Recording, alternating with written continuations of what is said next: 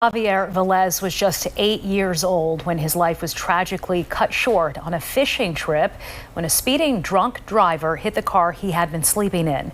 Today, his killer learned his fate, and Javi's family says they can finally start the long and difficult process of grieving. Javi's mother sat down with our Shawnette Wilson, telling her this is a tragedy no parent should ever have to face. The family of Javier Velez says a judge sentenced the man who caused his death to 15 years in prison. And they say it's the first time he did not get to walk free, and they are able to truly begin to grieve.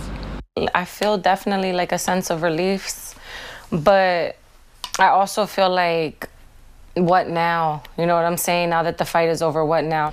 Kayla Smith sits with her son's ashes at her side in her Philadelphia home this evening after seeing the man who took her son's life taken away to begin serving his time in prison. It was the best feeling ever to see him get cuffed and walked away like that. It was the best feeling to not see him walk out with his family again. Edward Johnson had mostly remained free through the court process. Smith says he read a statement to the family. So he was just saying, like, I know that you're gonna hate me forever and I don't blame you and I'm sorry and I can't, imagine the pain that he's caused. Like, just regular stuff that someone like that would say in that situation. So it really was nothing special. It was really nothing sympathetic or like something that I felt came from his heart. The sentencing comes after Johnson pled guilty to causing the death of then 8-year-old Javier Velez. The deadly crash happened July 23rd of 2003.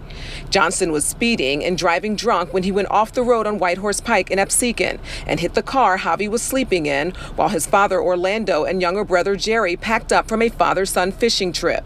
Today is a victory for the family who fought fiercely for justice for Javi, but they live with an eternal sadness. Now we're still left with the hole in our heart. Now we're still left with all of these mixed emotions, and we're still left grieving, and we're still left without a child. Kayla and Javi's dad, Orlando, also spoke before the judge handed down the sentence. It's a moment, she says, they've waited a year and 9 months for.